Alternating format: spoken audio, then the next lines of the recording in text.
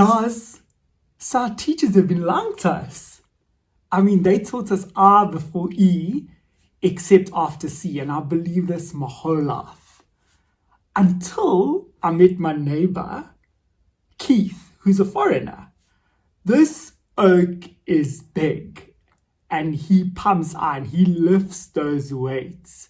But he has caffeine all day long, right? His favorite color is beige, strange. And he loves the number 8, so he tells me. But he also has a silly side to him, like he still believes in Santa and stuff. And like he believes in reindeers, and he believes in sleighs. But don't get on the wrong side of him, because he can be quite feisty. Like this one time, they came to him with like counterfeit goods. So like he lost it, hey? He lost it. But how weird is all of this?